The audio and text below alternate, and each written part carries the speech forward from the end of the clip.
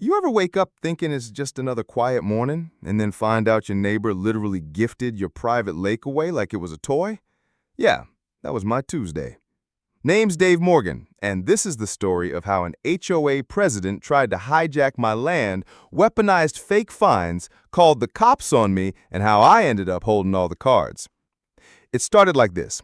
Coffee steaming in my mug, stepping out onto the porch, when I saw something new by the lakeshore. A huge, glossy wooden sign freshly planted in the dirt, carved letters catching the sunlight. Morgan Memorial Lake, a gift from HOA President Jenna Roberts to Jesse Roberts, dedicated for our community children. I nearly dropped my coffee. Jesse, Jenna's smug teenage son, was already on the dock, live streaming to his friends, bragging like he owned the place. Yo guys, welcome to Jesse's Lake pool party this weekend. My jaw clenched. That was my family's lake, passed down for generations. He was acting like it was a public pool. I walked down calmly. Nice try, Jesse.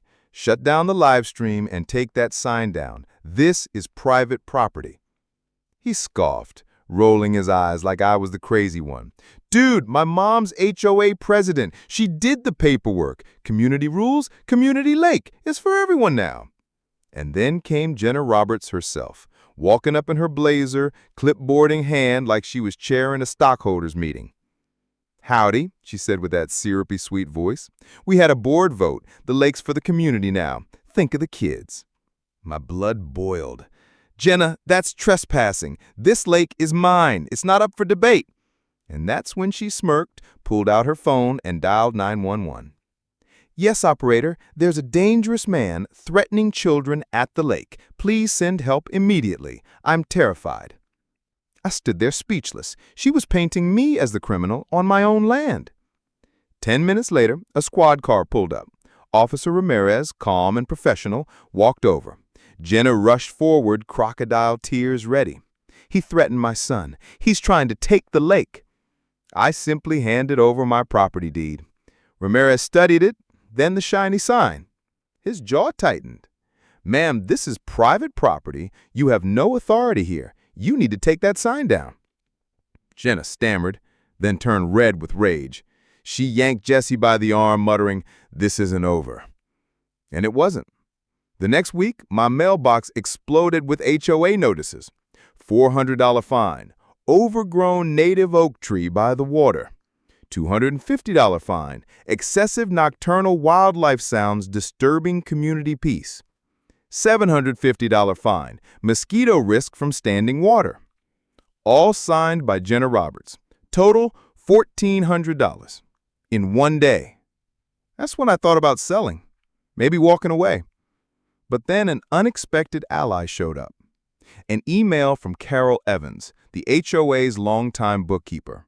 She was shaken when we met at my cabin. Dave, I can't sleep. Jenna's been funneling HOA money into her family's businesses. She's pushing a fake $50,000 lake remediation project. All of it's going to her company. My heart raced. Fraud. This wasn't about a lake anymore. This was embezzlement. Carol handed me documents. Checks to Roberts Environmental Services, payments to Jesse labeled Youth Liaison, and even a brand new shell fund Jenna had created just 4 days earlier. I remembered something buried in the HOA charter from years ago. A special role, the budget manager, designed to keep presidents in check. And guess what? That role was mine, elected back in 2020, still valid. So when Jenna strutted into the emergency HOA meeting with her PowerPoint slides about dangerous algae and mosquito health risks, demanding a $50,000 vote, I let her finish. Then, Carol plugged in her laptop. Transaction denied flashed across the screen. The HOA bank account frozen. Neighbors gasped. The bank rep on speaker explained. The budget manager has placed this account under review. Everyone turned toward me. Yes, I said, holding up the paperwork. I am the budget manager, and I have frozen spending until we review the evidence. Then I laid out every document Carol had given me. The fake invoices, the payments to Jesse, the catering contracts signed to her sister's company. The room erupted. One neighbor shouted, "So that's why my pool party got canceled." Another snapped, "You made us pay for your son's motorcycle." An elderly woman stood up and said, "I motion to remove Jenna as president and refer this to the DA."